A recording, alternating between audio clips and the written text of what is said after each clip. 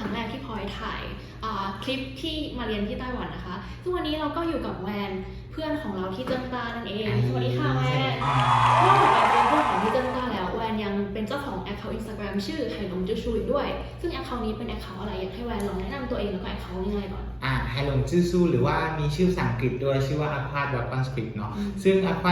Dragon Script ของเราเนี่ยเป็น Instagram ที่เราใช้ลงผลงานของเราซึ่งเราก็เขียนพูดกันจีนมาประมาณ5ปีแล้วเนาะ 4-5 ปีแล้วเราก็เริ่มที่จะเอาผลงานของเราเนี่ยไปใส่ใน account นั้นเพื่อที่จะแบบให้คนอื่นดูให้คนอื่นชื่นชมแล้วก็แบบว่าเป็นเหมือนของเราด้วยในนั้นก็จะมีงานของเราเมื่อ 3-4 ปีที่แล้วตั้งแต่นั้นมาเลยอะไรอย่างเงี้ยมีสวยบ้างไม่สวยบ้างซึ่งแวนเริ่มเขียนพูดกันจีนอันนี้ไปเรียนมาหรือว่าฝึกเองด้วยเราตอนที่เราเรียนปี 2เนาะที่ธรรมศาสตร์เราไปลงคอร์สพูดกันจีนที่ท่าพระจันทร์มันเป็นคอร์สของเอกภาษาจีนซึ่งตอนนั้นเราก็ไปเรียนอยู่ประมาณเทอมนึงซึ่งตอนนั้นเราซื้อเขาก็สอนเป็น8เส้นพื้นฐานซึ่ง8เส้นพื้นฐานเนี่ยก็จะเป็นเส้นที่ทุกคนที่เขียนพูดกันจีนต้องเรียนแล้วเราซื้อก็จะสอนเรื่องของโครงสร้างของอักษรด้วยเพราะว่าเราซื้อบอกว่าโครงสร้างของอักษรที่เราเห็นในคอมกับโครงสร้างของอักษรที่เราใช้จริงๆในการเขียนพูดกันจีนไม่เหมือนกันซึ่งคนส่วนมากจะเข้าใจว่าเราต้องเขียนตามอักษรที่อยู่ในคอมพิวเตอร์ซึ่งจริงๆมันไม่ใช่แบบนั้นเพราะว่ามันก็จะมีขั้นตอนมีรูปร่างแล้วก็มีสัดส่วนของอักษรที่เราใช้เขียนในพูดกันจีนอีกแบบหนึ่งเหมือนกันใช่มีก่อนที่เราจะเข้าช่วงถัดไปอยากให้แวนลองบอกหน่อยว่าทำไมถึงชอบเขียนพูดกันจีนมันมีเสน่ห์อะไรหรือเปล่าเรารู้สึกว่าเสน่ห์ของพูดกันจีนคืออย่างหนึ่งอยากให้ทุกคนลองสังเกตดูว่าเวลาเราไปดูผลงานพูดกันจีนเนี่ยในหนึ่งภาพหนึ่งเนี่ยมันมีกี่สีเราว่ามีมากสุดแค่3สีมีสีดำที่อยู่มาจากหมึกมีสีขาวหม่นๆที่มาจากกระดาษแล้วก็มีสีแดงที่มาจากตัวหมึกอินจานที่เป็นตาประทับเนาะแต่ว่ามันด้วยความที่มันมีแค่3สีเนี่ยแต่ทำไมเรารู้สึกว่ามันทำให้เรารู้สึกอะไรบางอย่างเรายังรู้สึกว่าเฮ้ยทำไมมันสวยจังวะซึ่งมันทำให้เราแบบพิศวงในใจว่าทำไมผลงานศิลปะที่มีแค่3สีอะทำให้เรารู้สึกว่าเฮ้ยมันสวยได้วะแล้วด้วยความที่ว่าเรารู้สึกว่าตัวอักษรจีนมันมีความโฟล์มีความลื่นไหลแล้วตอนเขียนเนี่ยมันต้องใช้อารมณ์เขาเรียกว่าจิตใจเราต้องนิ่งเราถึงจะเขียนออกมาได้ดีสื่อความหมายจากปลายพูดกันของเราได้ดีนั่นแหละรู้สึกว่ามันค่อนข้างน่าสนใจลึกซึ้งมากโอเคทีนี้วันนี้เราก็เลยจะมาให้แวนช่วยสอนเราที่ไม่มีพื้นฐานด้านการเขียนพูดกันเลยมาลองดูว่า15 นาทีต่อจากเนี้ยเราจะสามารถเขียนให้มันออกมาดูดีขึ้นสักตัวไหมเดี๋ยวลองมาดูกันค่ะใช่ซึ่งเนี่ยเรามีชาเลนจ์ให้พลอยดีกว่าเราบอกพลอยเรามีชาเลนจ์ให้พลอยคือเราอยากให้พลอยเขียนเวลาพลอยเห็นตัวอักษรเหมือนตัวพื้นฐานเนาะตัวคำว่าหยงเหวี่ยนเตยหยง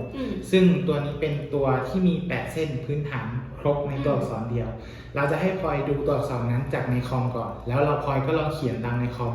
โดยพื้นฐานที่ว่าพลอยยังไม่เคยเรียนเขียนพูดกันมาก่อนพลอยจะเขียนตัวนี้โดยใช้พูดกันจีนยังไงแล้วหลังจากนั้นเดี๋ยวเราจะมาเขียนให้ดูว่าโอเคเวลาเราเขียนพูดกันจีนเนี่ยตัวหยงตัวเนี้ยเขาเขียนกันยังไงว่ามันมีความแตกต่างยังไงเนาะจะได้มาดูกันโอเค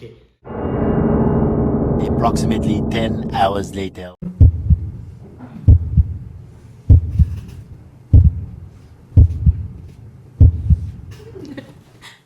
เมื่อกี้พื้นฐานศูนย์อย่างเราก็ลองเขียนลอกจากจอคอมพิวเตอร์ไปแล้วทีนี้มาดูกันว่าแวนที่เขียนพูดกันจีนเป็นจะเขียนตัวหยงออกมาเป็นแบบไหน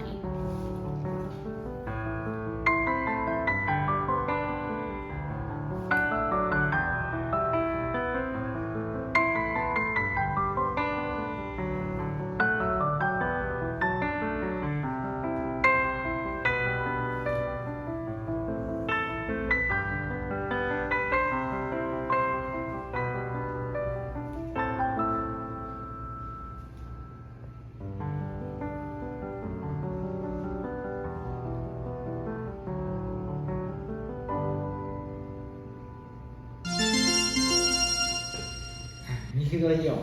ใช่อันนี้คือหยงของพลอยที่ไม่เคย